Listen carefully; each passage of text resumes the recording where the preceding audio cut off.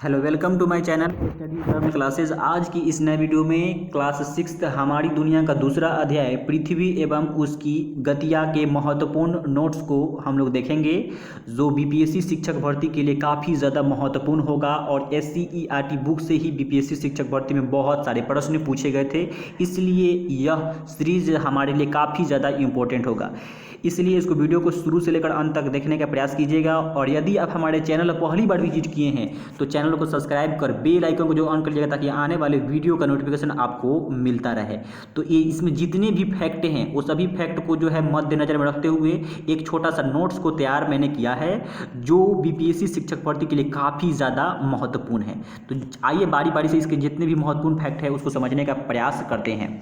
ठीक है, सबसे पहले मैंने आपको पढ़ाया था फर्स्ट चैप्टर में सौरमंडल के बारे में। सौरमंडल के बारे में मैंने पढ़ाया था, सौरमंडल में पृथ्वी था उसमें बहुत महत्वपूर्ण। इसको अनोखा ग्रह भी बोलते हैं। अनोखा ग्रह के अलावा इसे हम लोग नीला ग्रह भी कहते हैं। तो उसी के बारे में हमें अध्ययन करना है। तो पृथ्वी आपको पता है कि अपने अक्ष पर घूमते हुए मात्र 24 घंटा में एक चक्कर पूरा कर लेता है। एक चक्कर पूरा कर लेता है। तो यही जब एक चक्कर पूरा करता है तो इसी के कारण क्या होता है, दिन और रात होता है। और इसी गति को हम लोग बोलते हैं घूर्णन गति या दैनिक गति। और यही पृथ्वी सूर्य का परिक्रमा जब करता है 365 दिन में, यानी कि एक चक्कर पूरा कर लेता है, तब इस गति को हम लोग बोलते हैं परिक्रमण गति या वार्षिक गति। और इस गति के कारण क्या होता है, तो ऋतुएं परिवर्तन होती है।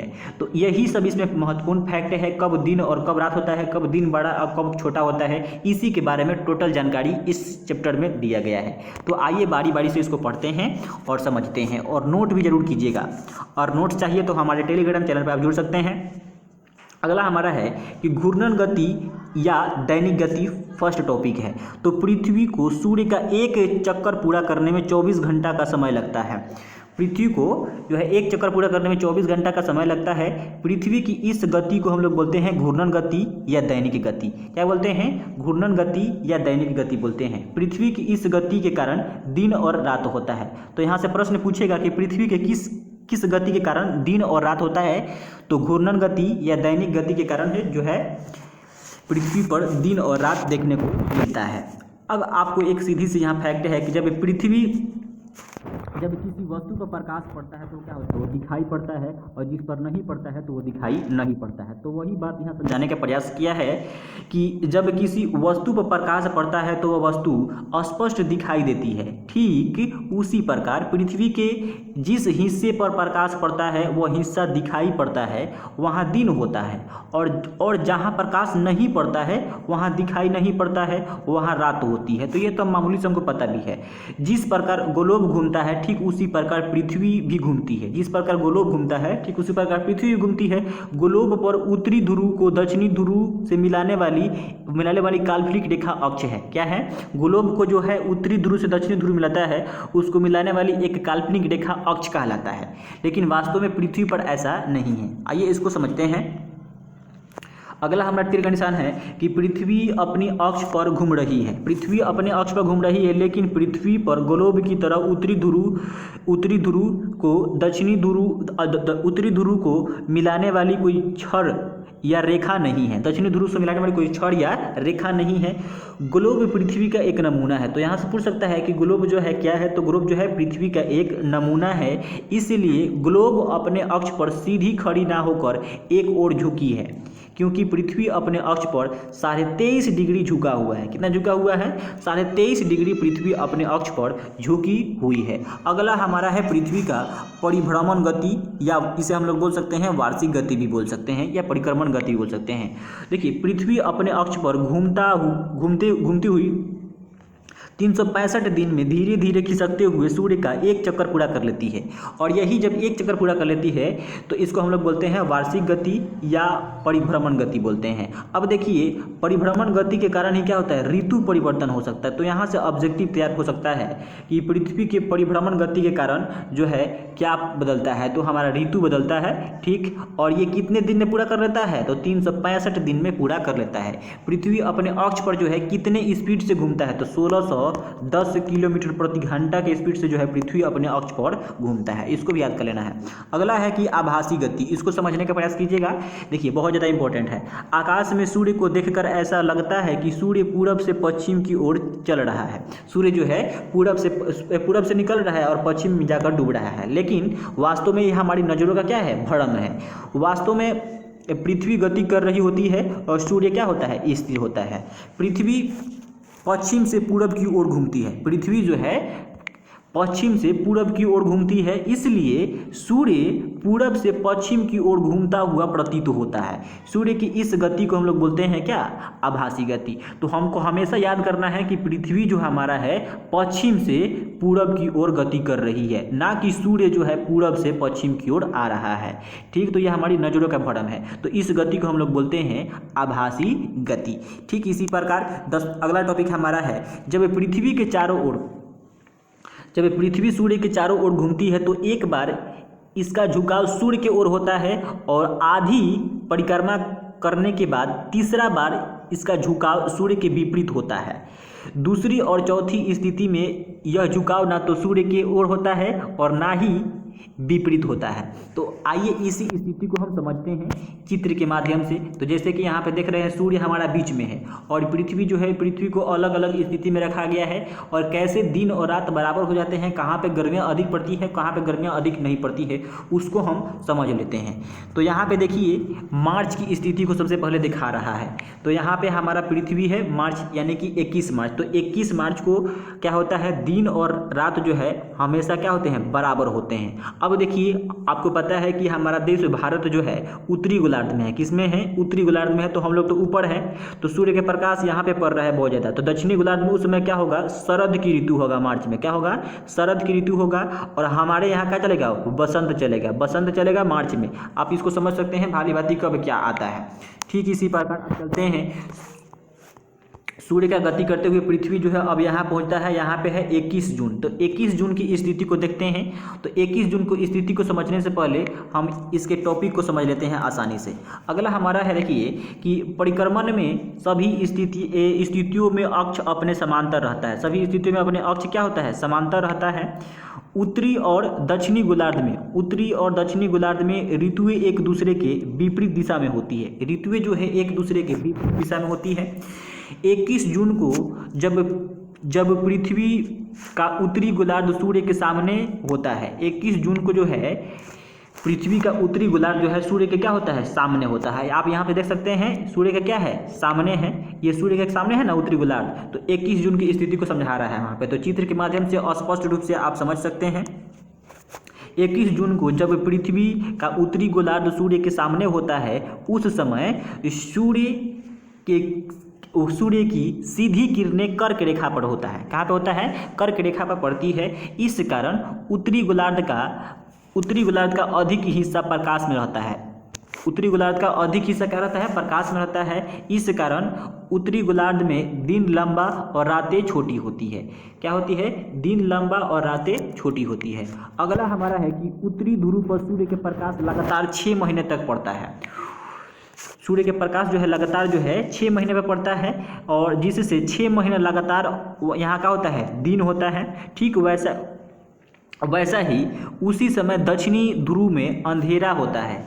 यही कारण है कि ध्रुवों में लगातार 6 महीना रात और 6 महीने हमें दिन दिखने को मिलता है। जून एवं दिसंबर की स्थिति, इसको समझने का प्रयास करते हैं। चित्र के माध्यम से भी हम समझेंगे जून एवं दिसंबर की स्थिति क्या है। 21 जून को पृथ्वी सूर्य की ओर झुके होने के कारण इस समय सूर्य की सीधी किरणें विषुवत रेखा से कुछ उत्तर में कर्क रेखा पर सीधी पड़ती है, जिसके कारण दिन की अवधि इस समय लंबी होती है और इस समय सूर्य का ताप अधिक मिलता है। फलतः इस समय उत्तरी गोलार्ध में गर्मी का मौसम होता है और हमारा देश जो है उत्तरी गोलार्ध में है। किसमें है, उत्तरी गोलार्ध में है। इसलिए यहाँ जून में खूब गर्मी पड़ती है। इसको एक बार चित्रवत समझ लेंगे तो आसानी से समझ में आ जाएगा। देखिए यह रहा हमारा पृथ्वी और यहाँ पे स्थिति कब का है, 21 जून की स्थिति को बता रहा है। तो यहाँ पे हम लोग क्या है, उत्तरी गोलार्ध में है। तो जब सूर्य का जब प्रकाश आएगा तो क्या होगा, हमारे कर्क रेखा से एकदम बहुत सीधे पड़ते रहेगा और हमेशा बहुत देर तक रहेगा, तो यह इस स्थिति वाले हिस्सा जो है, इस भाग वाला जो हिस्सा है वो अधिक गर्म हो जाएगा। तो अधिक जब गर्म होगा तो क्या पड़ेगा, यहाँ पे गर्मी नहीं पड़ेगा, और यहाँ पे जो है दिन क्या होगा, दिन बड़ा होगा और रातें क्या होगी, छोटी होगी। उसी प्रकार दक्षिणी ध्रुव में देख लीजिए, उसी समय में क्या होगा कि दक्षिण में रात बड़ी होगी और शीत का समय होगा, रात बड़ी होगी और शीत का समय होगा। अब इसी को समझ लेते हैं दिसंबर की स्थिति को। दिसंबर की स्थिति यहाँ पे चित्र में समझाया गया है, देख सकते हैं। तो इसको पहले हम लोग टॉपिक से समझते हैं, उसके बाद आसानी से समझ में आएगा। अगला हमारा है कि इसी समय दक्षिणी गोलार्ध में सूर्य की किरणें तिरछी होती है। सूर्य की किरणें क्या होती है, तिरछी होती है। इसलिए वहाँ जून में सूर्य का ताप कम मिलता है और वहाँ जाड़े का मौसम होता है। मैंने पहले बता दिया चित्र के माध्यम से। अगला है 22 दिसंबर अर्थात 21 जून के 6 माह बाद। 22 दिसंबर अर्थात 21 जून के 6 माह बाद पृथ्वी सूर्य की आधी परिक्रमा करने के बाद सूर्य दूसरी ओर पहुंच जाती है। इस समय पृथ्वी का झुकाव सूर्य के विपरीत होता है। किसका कैसा होता है, सूर्य के विपरीत होता है। इस समय पृथ्वी का दक्षिणी गोलार्ध सूर्य के सामने होता है।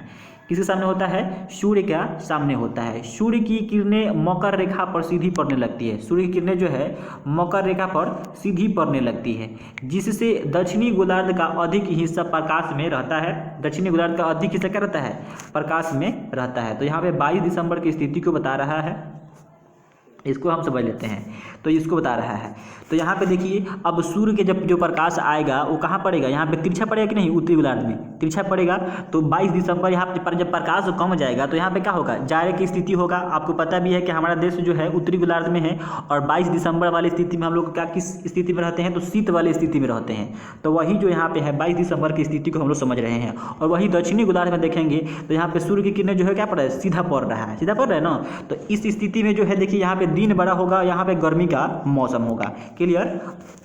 आगे देखिए यहाँ पे अगला हमारा है कि इस समय पृथ्वी का दक्षिणी गोलार्ध सूर्य के सामने होगा। और जब सूर्य के सामने है तो वहाँ पे निश्चित रूप से गर्मी अधिक पड़ेगी।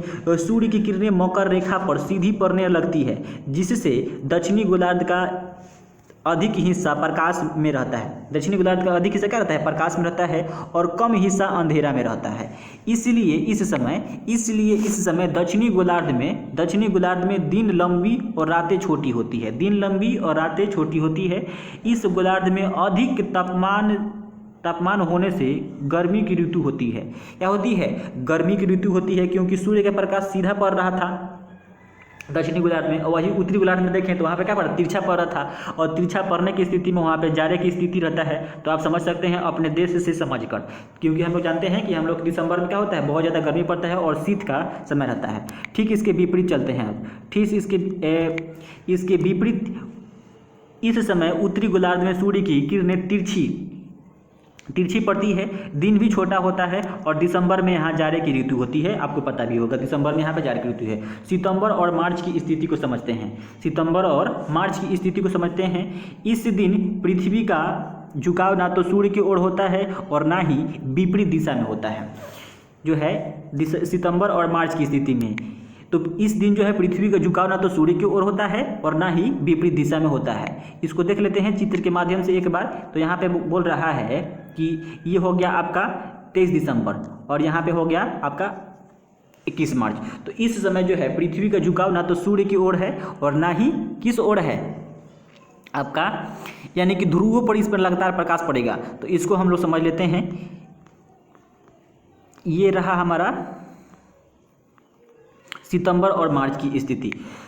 तो इस दिन पृथ्वी का झुकाव ना तो सूर्य की ओर होता है और ना ही इसके विपरीत दिशा में होता है। इस दिन सूर्य का प्रकाश सभी अक्षांश रेखाओं को 2 बराबर भागों में बांटती है। सभी अक्षांश रेखाओं को 2 बराबर भागों में बांटती है। इसलिए मार्च और सितंबर को दिन और रात की अवधि बराबर होती है। दिन और रात की अवधि कब बराबर होती है, तो 21 मार्च और 23 सितंबर को दिन और रात की अवधि बराबर होती है। यह तिथियां जो है समदिवास रात्रि कहलाती है। समदिवा रात्रि कहलाती है। ठीक, तो इसको याद कर लेना है कि कब जो है दिन और रात बराबर होता है। तो 21 मार्च और 23 सितंबर को दिन और रात की अवधि बराबर होती है। एकदम इसको रट जाना है। अगला है इस समय पृथ्वी के बीचों बीच, इस समय पृथ्वी के बीचों बीच अर्थात विषुवत रेखा पर सूर्य की किरणें सीधी पड़ती है। सूर्य की किरणें क्या हो जाती है? सीधी पड़ती है। इन दोनों महीना में अधिक गर्मी होती है। और दोनों महीना में क्या होता है? अधिक गर्मी होती है। उत्तरी एवं दक्षिणी गोलार्ध में ना तो अधिक गर्मी होती है और ना ही अधिक सर्दी होती है। इन तिथियों पर हमारा देश में वसंत और शिशिर ऋतु होती है। हमारे देश में जो है वसंत या शिशिर ऋतु होती है, जो कब? 21 मार्च और आपका 23 सितंबर के बीच बता रहा है। अगला हमारा है 21 जून को सूर्य कर्क रेखा पर सीधा चमकता है। कर्क रेखा पर जो है सीधा चमकता है। इस समय उत्तरी गोलार्ध में दिन बड़ा होता है और रात छोटी होने से उसके आसपास के क्षेत्रों में गर्मी की ऋतु होती है। आपको पता भी होगा कि हमारे जून वाले क्षेत्र में क्या होता है? गर्मी की ऋतु होती है। ठीक इसी प्रकार सुबह के समय में जब सूर्य उदय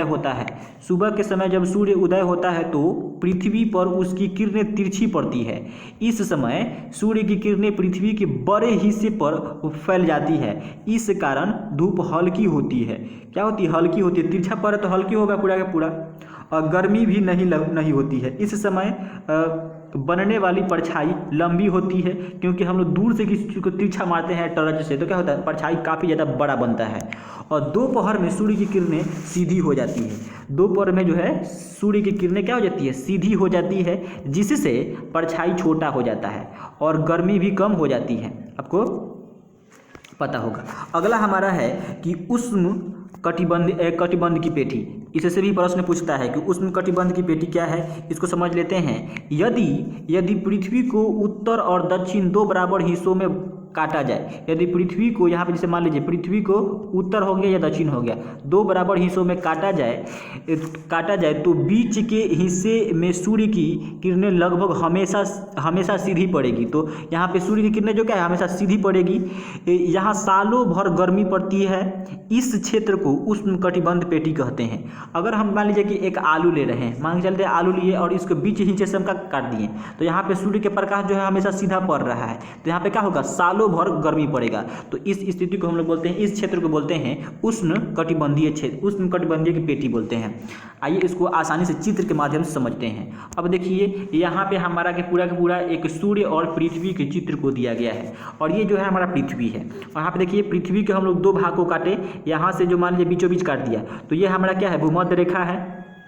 भूमध्य रेखा, इसे विषुवत रेखा भी बोल सकते हैं आप। और यहाँ पे रहा आपका उत्तरी ध्रुव और यहाँ पे रहा आपका दक्षिणी ध्रुव, और ठीक इसके ऊपर ये जहाँ आपका रहा कर्क रेखा और इसके नीचे जो है आपका दक्षिणी ध्रुव, इसको बोलते हैं मकर रेखा। अब देखिए सूर्य जो है यहाँ पे आपका है और यहाँ पे प्रकाश निकल रहा है, तो प्रकाश निकल रहा है तो देखिए भूमध्य रेखा पर जो है लगातार प्रकाश पड़ेगा। भूमध्य रेखा पर जो है लगातार प्रकाश पड़ेगा, क्योंकि ऐसे होते हुए गति करेगी पृथ्वी। और यहाँ पे क्या होगा? तिरछा प्रकाश पड़ेगा। दक्षिणी ध्रुव में हो गया और उत्तरी ध्रुव जाएगा, यानी कि कर्क रेखा पर जो है तिरछा होगा और आपका मकर रेखा पर भी तिरछा होगा। तो यहाँ पे जो है भूमध्य रेखा पर लगातार पड़ेगा, तो इस स्थिति में क्या होगा? बहुत अधिक गर्मी होगा, और इसी क्षेत्र को हम लोग बोलते हैं उष्ण कटिबंध की पेटी। अगला हमारा टॉपिक है उष्ण कटिबंध की पेटी से उत्तर या दक्षिण में बढ़ते हैं तो पृथ्वी की गोलाकार सतह के कारण सूर्य की किरणें और तिरछी हो जाती है। जैसे कि आप चित्र में देख सकते हैं, और तिरछी हो जा रहा है कि नहीं, जैसे जैसे हम बढ़ रहे हैं दक्षिणी ध्रुव की ओर, और जिसके कारण उष्णकटिबंधीय क्षेत्र की अपेक्षा कम गर्मी मिलती है। यानी कि जो बीच वाला क्षेत्र था उससे हमको कम गर्मी महसूस होता है। पृथ्वी पर इस क्षेत्र को शीतोष्ण कटिबंधीय की पेटी कहा गया है। क्या कहा गया है? शीतोष्ण कटिबंधीय की पेटी कहा जाता है। ध्रुवों के निकट सूर्य की किरणें अत्यधिक तिरछी पड़ती है। जो ध्रुव है हमारा, यहाँ पे जो है सूर्य की किरणें क्या हो? बहुत तिरछा पड़ता है। कैसे पड़ता है? बहुत तिरछा पड़ता है।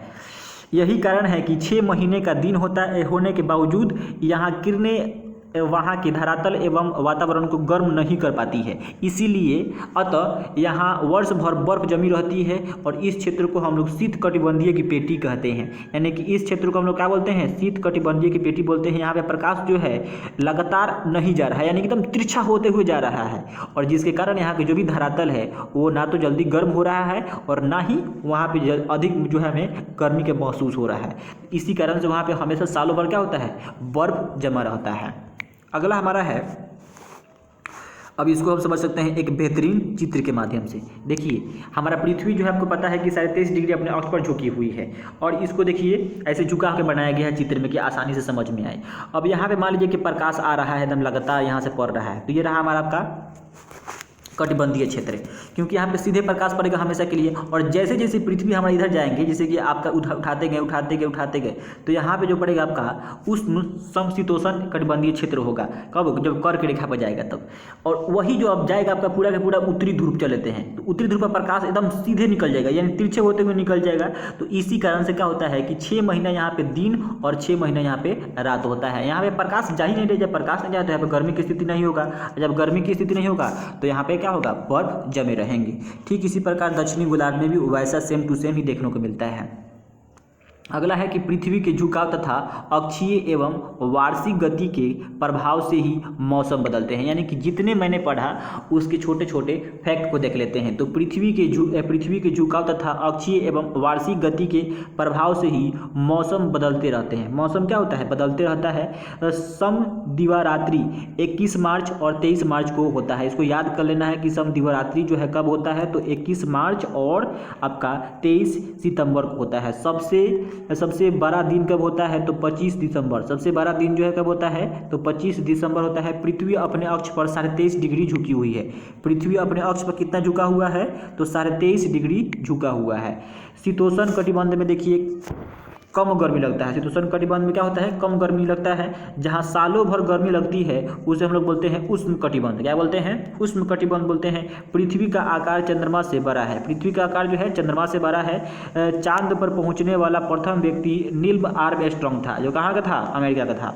उत्तरी ध्रुव से दक्षिणी ध्रुव को मिलाने वाली रेखा क्या कहलाती है? अक्ष कहलाती है। पृथ्वी की घूर्णन गति से क्या होता है? दिन और रात होती है। और घूर्णन गति से कारण क्या होता है? दिन और रात होती है। और इसका परिभ्रमण गति से क्या होता है? ऋतु परिवर्तन होता है। अगला है हमारा कि विषुवतीय प्रदेश में सूर्य की किरणें सालों भर क्या होता है? सीधा पड़ता है। विषुवतीय जो है विषुवत रेखा पे है, जैसे कि मान लीजिए पृथ्वी होती है आपका विषुवत रेखा, तो यहाँ पे सूर्य की किरणें क्या पड़ रहा है? सालों भर सीधा पड़ रहा है। कैसे पड़ता है? सालों भर जो हमेशा के लिए सीधा पड़ता है। इसलिए हम इस क्षेत्र को हम लोग क्या बोलते हैं? उष्णकटिबंधीय क्षेत्र बोलते हैं। पृथ्वी पश्चिम से पूरब की ओर घूमती है। इसको भी याद कर लेना है। पृथ्वी जो है कहाँ से कहाँ घूमती है, तो पश्चिम से पूरब की ओर घूमती है। इसलिए हमें ऐसा महसूस होता है कि सूर्य जो है पूरब से पश्चिम की ओर आता हुआ नजर आ रहा है, लेकिन वास्तव में ऐसा नहीं होता। ये हमारा क्या है? नजरों का भ्रम है। और इस गति को हम लोग बोलते हैं आभासी गति। अब देखिए विषुवत रेखा कुल 13 देशों से होकर गुजरती है। विषुवत रेखा जो भी है हमारा, जैसे ग्लोब ले ले इसको, ठीक, यहाँ पे मान लीजिए कि हमारा क्या है? पृथ्वी है, और ये इसको बोलते हैं विषुवत रेखा। तो ये 13 देशों से होकर गुजरती है। उस देशों को हम लोग याद कर सकते हैं। और विषुवत रेखा 3 महाद्वीप से होकर गुजरती है। 3 गो महाद्वीप है, आपको पता है महाद्वीप कितने हैं? तो 7 है, तो 3 गो से होकर गुजरता है विषुवत रेखा। आइए समझ लेते हैं कि कौन कौन से महादेश और महाद्वीप से और देश से गुजरता है। तो टोटल देश कितना है? 13 देश जो है गुजरता है। तो सबसे पहले समझेंगे इसमें दक्षिणी अमेरिका का महादेश, ठीक, महाद्वीप के देश। इसमें जो है 3 गो देश है। इसमें कितने देश हैं? 3 गो देश है। तो इक्वाडोर है जो है आपका, कोलंबिया हो गया आपका, और ब्राज़ील हो गया। तो 3 देश याद कर लेना है दक्षिणी अमेरिका के लिए, ठीक, दक्षिणी अमेरिका के लिए। उसी प्रकार अफ्रीका आपका महादेश हो गया। अफ्रीका महादेश हो गया, गैबन हो गया, कांगो हो गया, गणराज्य हो गया, कैंगो लोकतांत्रिक गणराज्य हो गया, युगांडा हो गया, केन्या हो गया, सोमालिया हो गया, ठीक। तो इसमें देखिए 1 2 3 4 5 6, यानी कि इसमें 6 और इधर 7 8 9 गो हुआ। अब देखिए एशिया महादेश के देश, तो एशिया महादेश के तो मालदीव हो गया, इंडोनेशिया हो गया, किरीबाती, साओटा ओम हो गया, और आपका पिसिप हो गया। तो ये 4 देश आपका 13 देशों से होकर जो है विषुवत रेखा जो है कितने देशों से गुजरती है? तो 13 देशों से होकर गुजरती है। तो ये रही पूरे आज की फैक्ट। अगर आपको अच्छा लगा होगा तो चैनल को सब्सक्राइब कर दीजिएगा, और बेल आइकन को जो ऑन कर दीजिएगा, अपने फ्रेंड के पास भी जरूर शेयर कीजिएगा। Thank you so much for the watching this video.